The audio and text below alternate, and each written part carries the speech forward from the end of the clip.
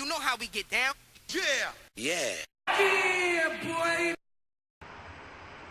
Alright, we're doing a black card set review. Black has some good bombs in the set. And also black has two of the stronger archetypes in the set, including zombies and also including vampires. I think vampire is actually the strongest archetype in the set, but let's take a look. So here we have this ghoul over here, pretty strong, 3/2 first striker for 4 mana, that's very good. And you know, it's a zombie, which has really good implications for, which has good synergy with a lot of other cards. It resurrects itself very well, and it has ability to gain your life points, so that could be the difference at the end of the game.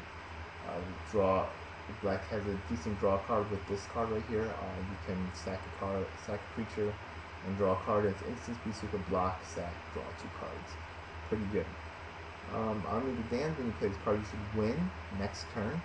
Your 13/2/2 black zombies will come to play tapped, but you know, the next turn it's going to do a serious problem for your opponent. You should win, unless they have, you know, large amounts of creature removal, which does exist in the set in red. So that's just something you have to watch out for. White also has a card that can handle this, but I feel like the red is just more reliable. The Bitterheart Witch, she's okay. You know, she could cheap out some curses. The curses are okay, but in limited you have to get those curses as well, and her, and then you have to get this card out, you know, before you draw your curse. So just don't think that she's as good. She's a little bit conditional. The demons are very good. This guy is actually the better demon. 5 mana for 5/4 with a way to draw cards. If you lose a life, totally worth it. This vampire, wow. This vampire is one of the best monsters in the whole entire set. He's extremely high powered. And he can easily level up, and he just generates all kinds of stupid advantage. He can make 4/4 vampire creature tokens. It's really ridiculously overpowered. He's so good, I think that he may be seen, he probably won't definitely be seen play in standard. He's that good. Bone Weevil, 4/4/1/1, not that exciting. Intimidate can be used only as a sorcery for Mind Rot, not exciting. Okay, enchant players, creatures get -1/-1/1. It's okay, but you know, if your opponent's running cards that are, you know, larger, like a 4/3 flyer or something like that, it'll go to a 3/2 flyer, and that right there is not really going to be enough. It'll stop their spirit tokens from going off. It'll also card on all the zombies to 1/1s. They can generate your advantage if they have a swarm of creatures, but by that turn you're losing anyways. And if they have an army of 1/1 creatures and you have one of these enchantments on the field, you know, it's not enough to really stop their swarm and to keep you from taking large amounts of damage. So even under ideal circumstances, this card is not that great, and it costs 5 mana. By the time you get this out, you know, they can have a whole army out there. Deadweight, even though it's 1 mana and just goes -2/-2, I mean, it can early game destroy stuff, and middle to late game it can really, you know, put a hurting on their bomb and make them trade off favorably with one of their creatures. So I do think that it is actually a good card, because, you know, it's just a lot cheaper and a lot easier to use. Diagraph Ghoul, 1 mana for 2/2, that's awesome. Zombies in black don't usually get this kind of power. It's true, comes to play tap, but that's totally worth it. Here we have, this vampire. We have a lot of vampire role players besides the superstars the superstar card that we already saw. This is a solid role player for those zombies. Then we have some role players this is a solid role player for the vampires, and this is a solid role player for the zombies.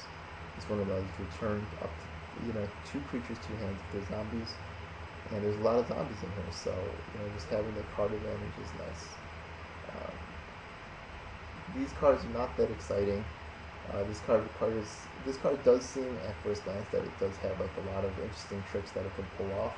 You could cheap out some creatures, and then you could blow this up and then, you know, do it towards the combat trick, also saying, oh, creatures gain +1/+1, but it requires too many steps, and these steps have to happen in the right sequence for this card to really be, you know, of high value.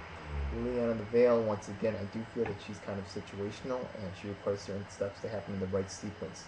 If your opponent's playing, you know, a whole bunch of little weenies, that you know the fact that she makes your opponent sacrifice creature is not as good. If they should be having a bunch of cards in their hand. The fact that they get to choose, or if they have a card that they want to put in the graveyard, something with the low flashback cost, or maybe even a Scout Ruinator or something like that, something they can cast from the graveyard. She's just not as good. So, yeah, you could build your deck around her, but she's more for really a constructed format. And even constructed, I find it difficult to really find a reason to use her. Just because she's not always good, and there's just Liliana Veil not excited about it. Okay, let's take a look. Once again, another vampire role player, solid. This spirit here is very good, 5 mana, and then it has a 4/4, which is a decent body. Then on top of that, you can make an opponent get -4/-4 if they lost a creature this turn. You can just play a removal spell, you could do combat, and then they lose a monster, and it's not that hard to make them lose something, and then from there, all of a sudden they lose another creature, and then you get 4/4. It's really awesome. So I just think that this, also it says, you have to be careful though, because this card, if it comes out, if they did not, if they lost all the creatures, they don't have any creatures left, you have to -4/-4 something, which means that it will end up effectively killing itself. Is Reaping from the Abyss, you have to be careful because it could reap your own cards. It requires you to destroy target non-demon creature, even your own. But, it can't destroy demons, so at least he himself will survive, and having 6/6 fly on the field, if your opponent has nothing on the board, that's not something that I would really worry too much about. So I would definitely take this card, maybe first pick. It would be very difficult for me to take something else above this card, but there's if I got 2 mythics in the pack, you never know what could happen. It's possible. If I saw that vampire from earlier, I would probably take the vampire before this guy, because the vampire is just that good. The flip vampire, the rare one. 4/4/5/1. Not he's gonna die to anything, but at least you can get him back. But 4 mana is kind of expensive, and then he's just gonna die again. Not as exciting. A solid vampire role player, not really as good as the vampire we saw before, but it's solid role player. Sever the Bloodline, I think this card is really good. We don't have any Doomblade cheap black removal spells. We don't have any Go for Throats or Terrors.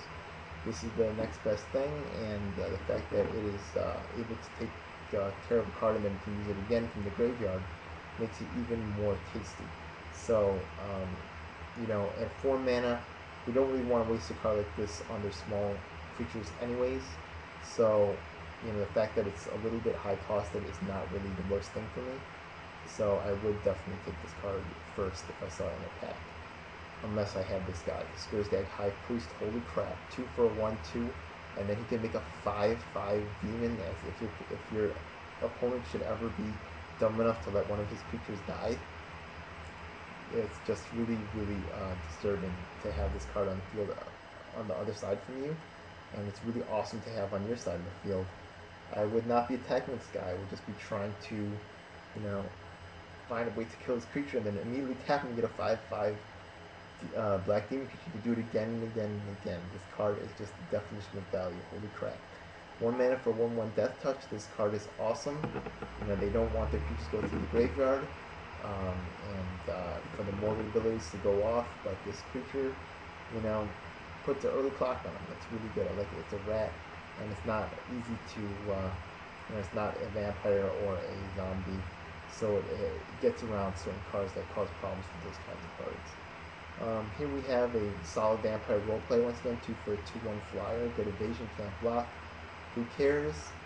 Want my vampires to go off and do damage and get in there, and this guy's definitely going to be getting that done. Victim of Night, there's a lot of vampires, werewolves, and zombies in this set, so this card has limited value, but there's also a lot of cards that aren't vampires, zombies, and werewolves.